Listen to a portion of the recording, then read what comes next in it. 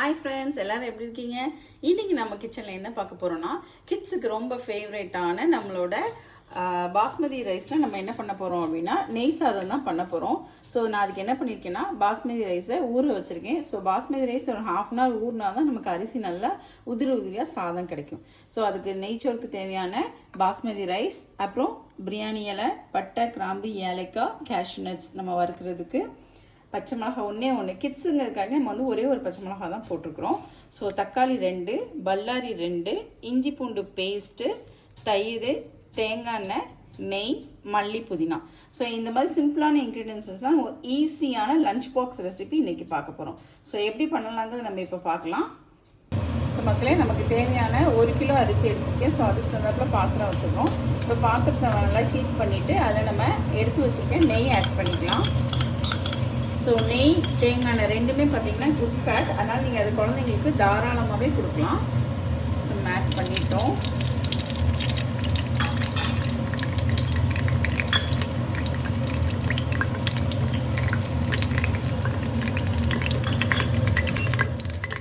So இது நம்ம இப்போ சூடான பட்டை, கிராம்பு, ஏலக்காய், அன்னாச்சிப்பூ, பிரியாணி எல்லாம் எடுத்து வச்சுக்கோமா. ஸோ அதை நம்ம உள்ளே போட்டுடலாம். உள்ளே போட்டு நல்லா நம்ம ரோஸ்ட் பண்ணிக்கலாம். பார்த்திங்கன்னா நல்ல முந்திரிலாம் கலர் மாதிரி வந்துச்சு. இந்த ஸ்டேஜில் நம்ம கட் பண்ணி வச்சுக்கிற 2 பெரிய வெங்காயத்தை உள்ளே நல்லா ஸ்லைஸ் பண்ணி ஆட் பண்ணிக்கிறோம். இது நல்ல பொன்னிறமாக வரணும்னு அவசியம் கிடையாது. ஏன்னா நம்ம கொண்டு போகிறது வந்து நெய்ச்சோறு தான் பண்ணுறோம்.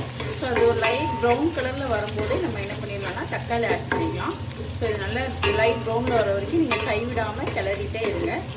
இது வந்து பாய் வீட்டில் ரொம்பவே ஃபேமஸாக இருக்கும். கிட்ஸுக்கு நம்ம லஞ்ச் பாக்ஸ் கொடுத்தோம் அப்படின்னா அந்த எம்மியான அந்த ஸ்மெல்லுக்கு என்ன பண்ணுவாங்கன்னா கிட்ஸ் வந்து விரும்பி சாப்பிட்டு வருவாங்க.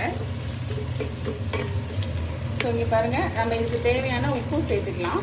நான் இப்போதைக்கு தேவையான உப்பு சேர்த்துருக்கேன். நம்ம அதுக்கப்புறம் உப்பு வேணும்னா சரி பார்த்துட்டு சேர்த்துக்கலாம். ஸோ உப்பு நம்ம ஏன் சீக்கிரம் சேர்க்குறோம் அப்படின்னா ஆனியன் வந்து சீக்கிரமே நல்ல கலர் மாதிரி வரும். அதுக்காண்டி தான் நம்ம வந்து என்ன பண்ணோம்னா உப்பு சேர்க்கிறோம்.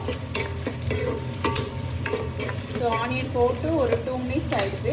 ஸோ நம்ம இப்போ எடுத்து வச்சுக்கிற ஒரு பச்சை மிளகாயை உள்ளே சேர்த்துடலாம்.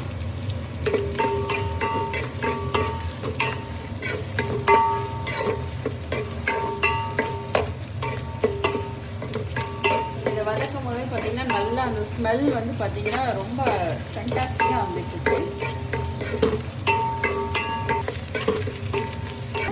பாருங்கள். நல்லா ஆனியன் வந்து கலர் சேஞ்ச் ஆகி வந்துட்டு இந்த ஸ்டேஜில் நம்ம இஞ்சி பூண்டு பேஸ்ட் ஆட் பண்ணிக்கலாம். நான் வந்து 1 டீஸ்பூன் ஆட் பண்ணியிருக்கேன். ஸோ குழந்தைங்களுக்கு அப்படிங்கிறதுனால நம்ம காரம், எரிப்பு எல்லாமே கம்மியாக கொடுத்தா தான் பசங்க விரும்பி சாப்பிடுவாங்க. ஸோ இஞ்சி பூண்டு நல்லா அந்த நெய்யிலையும் எண்ணெயிலையும் நல்லா வதங்கி வரைக்கும் பச்சை வாசனை போகிற வரைக்கும் நம்ம வதக்கிக்கலாம். இப்போ நல்லா பார்த்தீங்கன்னா நம்ம இஞ்சி பூண்டு பேஸ்ட் போட்டதெல்லாம் எண்ணெயில் வதங்கி நல்லா பிரிஞ்சு வந்துச்சு. இந்த டைமில் நம்ம கட் பண்ணி வச்சுருக்க தக்காளி சேர்த்துக்கலாம். தக்காளி நல்லா அந்த தோல் வெந்து வரணும், அது வரைக்கும் நம்ம வதக்கிக்கலாம். ஸோ இது எல்லாமே நீங்கள் சிம்மில் வச்சு பண்ணிங்கன்னா உங்களுக்கு அந்த நெய்ச்சோறு வந்து அந்த கலர் மாறாமல் கிடைக்கும்.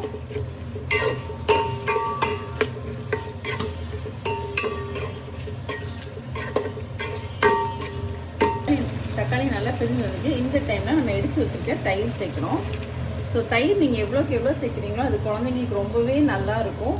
ஸோ டாக்டர்ஸ் கூட சொல்கிறாங்க குழந்தைங்களுக்கு அந்த குடலுக்குலாம் பார்த்தீங்கன்னா தயிர் நம்ம நிறையவே ஆட் பண்ணணும் அப்படின்னு சொல்லிட்டு.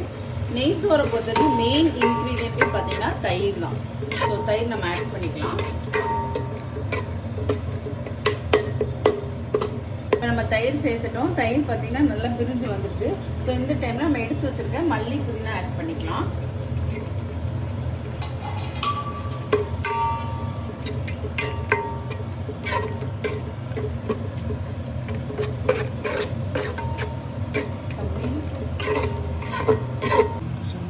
ஸோ இப்போ நம்ம என்ன பண்ணியிருக்கோம்னா இங்கே பார்த்தீங்கன்னா நெய்ச்சோறுக்கு தேவையான அந்த கலர் கொஞ்சம் கூட சேஞ்ச் ஆகலை, அந்த ஒயிட் கலர் அப்படியே இருக்குது.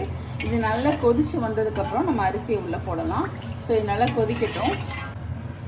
ஸோ பாருங்கள், இப்போ நல்லா நம்ம வந்து 10 நிமிஷத்தில் நமக்கு நல்லா நெய்ச்சோறுக்கு வந்து தண்ணி கொதிச்சு வந்துட்டு. ஸோ இந்த டைமில் நம்ம பாஸ்மதி அரிசியை உள்ளே சேர்த்துக்கலாம்.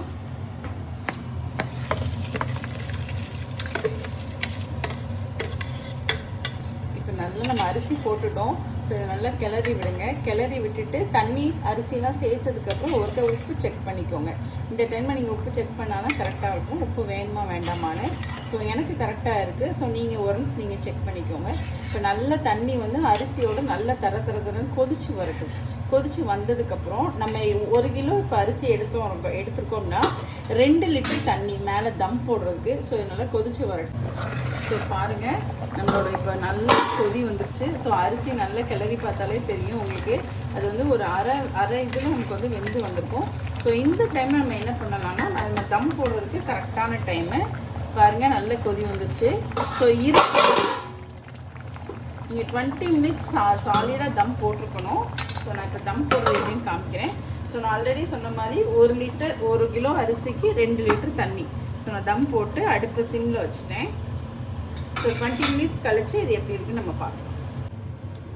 பாருங்கள் ஃப்ரெண்ட்ஸ், நம்மளோட நெய் சாதம் எவ்வளோ அழகாக வந்திருக்கு பார்த்தீங்களா. உதிரியாக நல்லா பூவாக மலர்ந்துருக்கா. ஸோ இதுதான் கரெக்டான பதம். இப்போ இருக்கும்போது நீங்கள் ஸ்டவ் ஆஃப் பண்ணிவிட்டு ஒரு 15 மினிட்ஸ் கழித்து